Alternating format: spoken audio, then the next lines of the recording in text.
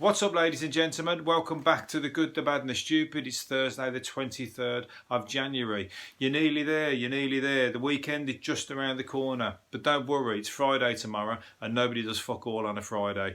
So get up, relax, go to work, hang around in the drinks machine, sit in the toilet for half an hour on your phone. This is a standard Friday. Get pissed at lunchtime, sleep it off till 5 o'clock, and the weekend's yours. You can't do that if you drive a bus for a living, but you know, that's your choice for choosing that as a career.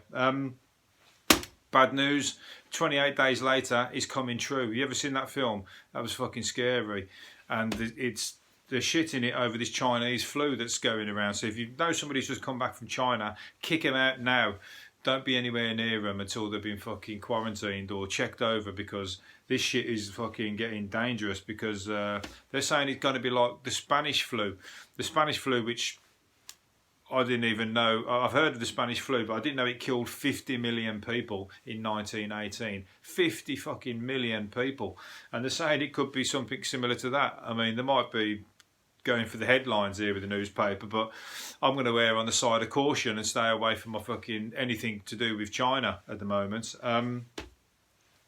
Wuhan is the city that people, I saw it on the news, there's English people and everything trying to get on the planes to get out of there, and I think they're putting a fucking grind on it and making everybody stay put. They've just cancelled the New Year celebrations in Beijing, which is a massive fucking move if that's the case, because that they're trying to quarantine it and it's going crazy. So I hope they get it under control. Otherwise, fucking, I'm going to be under my bed, sucking my thumb, nervous, cancelling my Chinese takeaway, and fucking, you know, panicking because the world might just fucking, you know. 1 minute it's all going good, all of a sudden, well, it's not been going great, has it, with the Brexit and all that kind of shit, but it's been going a lot better than everybody fucking dying from a bacterial fucking flu virus.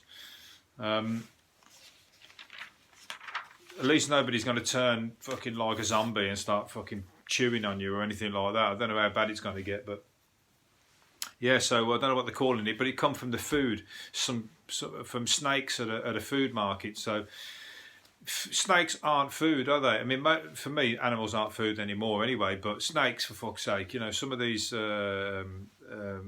things like it all comes out of the food. The chicken flu come from shit like that. Salmonella, all the food contaminated. You know, the way that people fucking treat animals and stuff like that. It's coming back to bite.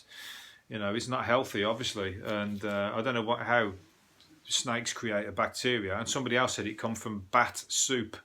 So you know, that's another thing that you think is not fucking really. It shouldn't be anywhere near a menu. But anyway, watch this space. Let's just hope I'm not sitting here with a gas mask on tomorrow doing one, telling you to fucking run for your lives. Run for your lives, right. Where are we going? It's a slow news day today. Oh, drinking beer improves your memory and can help stave off dementia. Everyone's looking for these ones, isn't they? Usually it's doom and gloom with this kind of stuff, but everyone's looking for a good one. You can give yourself a reason for getting pissed, and you go, well, you know. But then you can't be a pissed up person who fucking leaves his car keys. And some people forget everything. I've walked out of pubs and left my coat, my bag, everything like that when I've been pissed. So can't really. It doesn't help you with dementia in the moment there and then, or with your memory, should I say? But apparently, ingredients called bitter acids made people less forgetful after just 6 weeks of supping, said scientists who carry out a study.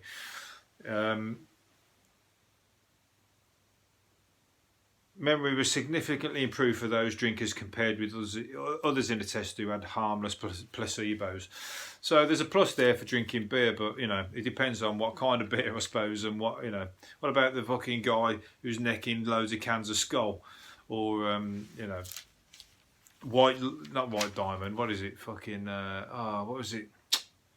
10 extra. Anyway, the super strong lagers that were cheaper, but you just get pissed out your brains. I don't know, you can have all the memory in the world, but you probably won't have a house, won't have a job. You'll be fucking booted out your house. Everything else will be shit, but you'll have a great memory. So pick your beers. You know, I think this is where that craft beer thing. Some of them craft beers, you go in and like it's like £6.5, isn't it? You can't help but only have one when it's that kind of price.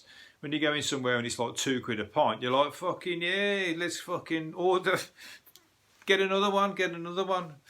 You know, and you can have fucking 10 and you've only spent 20 quid. When it's £6.50, you're like, oh, I think I might just have one. I might get us a half.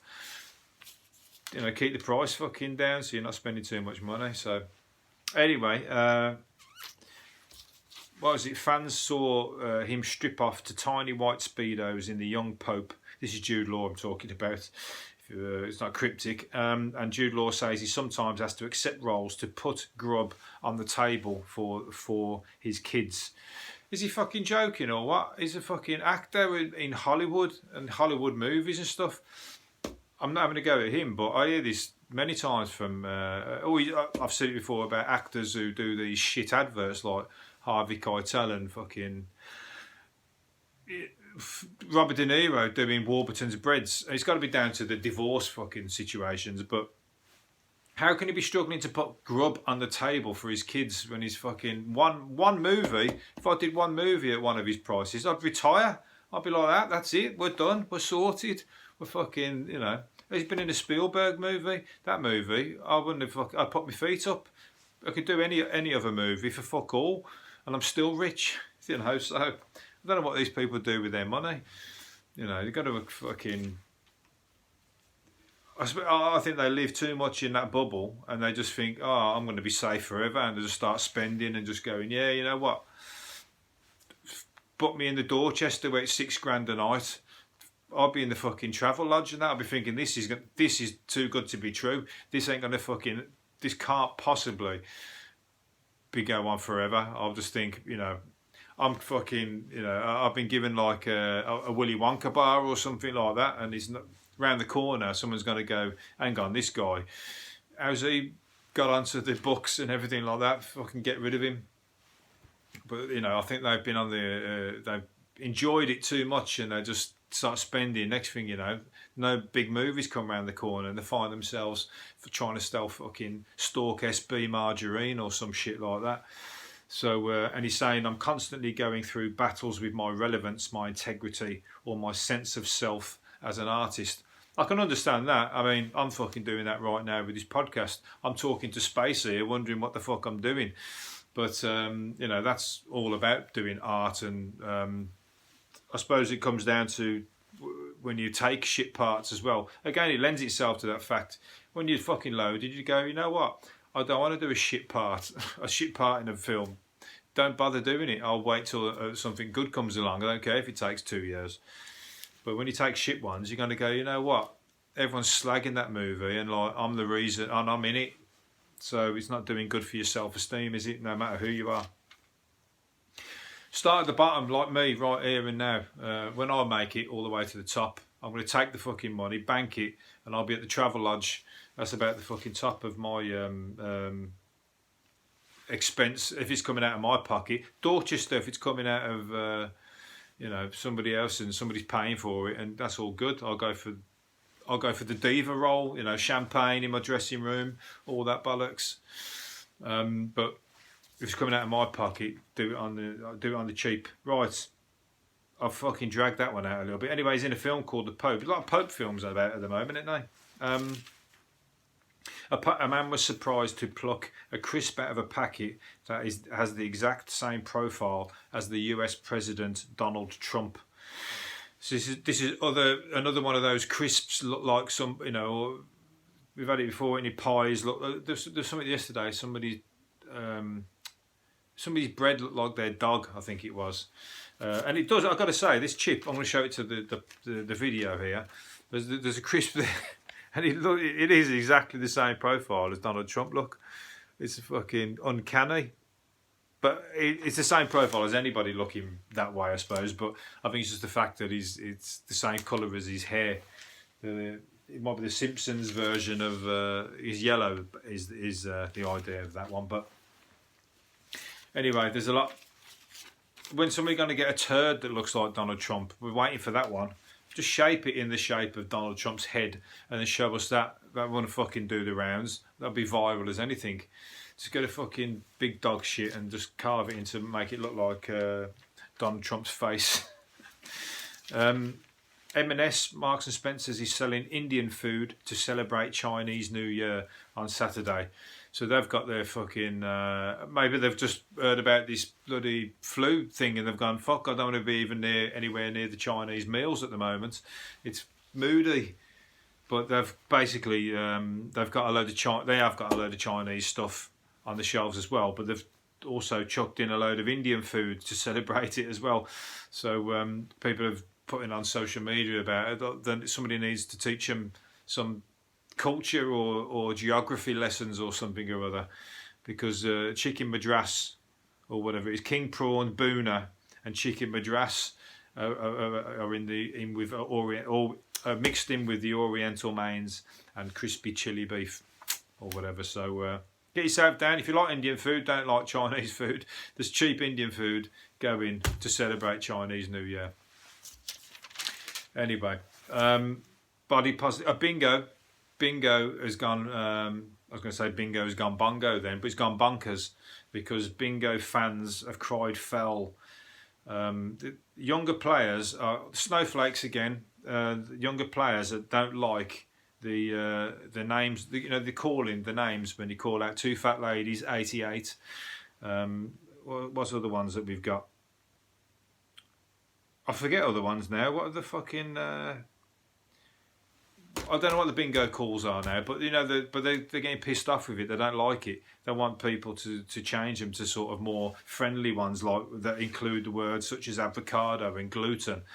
Are they fucking mental or what? The wishy-washy Wills and Kate 88. That's what they're trying to say. Shit like that. Bingo it's always been that way, and that is the way it should always stay. It's not like there's nothing fucking offensive in any of the bingo calls, and you're going to kill off all the people who've been playing. It's all for the older generations anyway, bingo, and they ain't going to stand for that off the youngsters. Maybe it's just going to die out, and it is going to go that way. But I don't know. I've not been to bingo for a long time. I always know that people have won some fucking massive prizes though. When they go there, they come back with like, I say massive. Even massive teddy bears. They come back with a humongous teddy bear. I went to bingo. Didn't win any money, but I got this big bastard. I don't know what to do with it. No, some with the thousands of pounds. Some of them Mecca and Gala bingos. They meet up. They link up all the things all around the country, don't they? And somebody wins some big money. So I was thinking of going down there one day, but I'm not going to go if they don't fucking. I want it to be nostalgic like the old days. I wasn't talking about fucking avocado and gluten. Killjoys, ain't they, these snowflakes? Just go and make your own thing. Go and call it fucking, I don't know, bingo for snowflakes or something shit like that. Fuck knows, I don't know. Don't know what I'm talking about. But we're going to say, the world's oldest mushroom has been discovered, smashing the previous record by 350 million years. Bloody hell. It lived 810 million years ago in the Democratic Republic of the Congo. I thought it was still... They've obviously found it in like some kind of fossil or something. I honestly thought when I read that, the world's oldest mushroom, I thought it was like still growing and like it's just been around. It can't have been around for 350 million years. That's be where that Chinese flu's come from, fuck's sake. I wouldn't trust it, you know what I mean? It'd be like let out some dinosaur bacteria or something like or other. Where they found it? In the Republic of Congo. The primitive fungi called mycelium helped kickstart life on Earth. And it could also take life off Earth if you don't do something about it or keep it quarantined or something or other. Or it could be one of those ones that's going to give you a super fucking duper high. It might be one of those kind of mushrooms. Getting high like it was, Prince party like it's 1999. That'd be like partying like it's minus 350 million 1999. So yeah, there you go. There's new discoveries every day. Somebody told me the other day that they've got all the. I went to the Oxford Museum and I was looking at all the stuff, the Egyptian stuff, and it was like, that stuff is like 5,000 years. Or some of the stuff in there was like 5,000. Some of it was even older than that. But someone was trying to tell me that they've got all the dates wrong on there, and it was meant to be. There could be even 25,000 years ago that those people. Were around, so he's meant to be sending me some some things to watch, so I might check it out. But I was amazed at some of the stuff in there that were like jewelry, tools, and carvings, and you know, done by very like fucking artistic people, and the stuff that you would like you'd buy in a shop today. You know, it was like not like even stuff that looks like it's been made by a caveman. It was like brilliant stuff, and you check the dates on it. And some of it's like 5,000 years ago, and you're just like, it's just amazing. I love history. What was I going to say? Ryanair flight had to make an emergency landing after the cabin filled with thick smoke just after takeoff. I would have been shitting myself if I was on that plane. 100%. I don't have to surprise you. I don't have to try and give the brave one on this one. Thick smoke coming into the cockpit. Everyone was screaming and whatever. There was 169 passengers and 4 crew members on there, and they had to do an emergency landing at the capital, Bucharest or something or other. Everyone was scared but unharmed. So it just felt like if I was pissed, I might have felt like I was in a club. You know, when the smoke machine goes off and just fills the room and you can't see nothing for a while, and then all of a sudden it dies down a bit. But I don't think that's going to be quite the same on a plane. And the passengers also complained that the crew did little to calm things down. You know why? Because they were shitting themselves as well. How can you walk around going, calm down, it's all right, don't worry? Because they're sitting at the front fucking chewing their fingernails thinking, shit man, this plane's going down. Very hard to sort of pretend to keep calm when like you're thinking we're dead here, 100%. You know, they might have never ever experienced that ever, and all of a sudden that's happened. They're going to be as scared as any passenger, aren't they? I see a lot of compensation claims going in there. The passengers just start seeing pound signs, don't they? I don't know what the thing is. Oh, you get delays and that. You get compensation for delays. Don't know if you can get. Is that classed as a delay if it's an emergency landing? Because you're not going to get to your proper place on time, are you? I think maybe it's one of them ones where it's out of anybody's control. Depends on what caused the smoke. Might be the pilot with a big massive fucking reefer going, fuck it. You know, I'm leaving tomorrow. I'm just going to have a massive big joint in the cockpit, and the smoke's all just bellowed back. Saying that should have chilled the passengers out, not fucking sent them on a mad one. Although weed sends me fucking nervous, so it made me double bad. Right, okay. Where we going? Men on social media have been dangling their testicles in soy sauce to see if scrotums can taste. What the fuck? The challenge has gone viral on the platform TikTok because some surgeon suggested that, or a trend started due to research which showed that testicles have taste buds. And people have been trying to dip their nuts in soy sauce. Why soy sauce? I guess it's a strong flavour. I haven't checked anything out, so I don't know any positive or negative results. But somebody suggested here, it seems odd that anyone would think that this would work. But then again, I'm the one sat at my desk with a sticky scrotum, so I'm the biggest loser here. So anyway, if you've tried it and it works, leave a message downstairs and let me know. I don't really care, to be honest. I don't think I care one way or another whether I'm never going to test whether my testicles can eat or can, like, you know, maybe try it with some chili sauce. That one fucking you'll definitely feel that. You might say that's some taste, but I think you'll be on fire. It's strange. That's just a strange fucking thing. I think somebody must have just put it out there as a kind of joke to make somebody do that. That's what I think is what's happened. Weed, a totally recyclable mattress stuffed with cannabis is on sale. Yeah, £2,000 as well. £1,199. It's a firm called Harrison Spinks. They filled it with not cannabis, like probably know a few houses where there's cannabis stuffed in the mattress, but not like this. The actual mattress is made of cannabis, made of hemp. So, hemp is just a dead plant, isn't it? Or it's just a plant part of the cannabis. It's just you don't get high off hemp, do you? And you can make hemp out of anything. They make bags, shoes, I think there's food. There's all sorts made out of hemp, but now they're making mattresses anyway.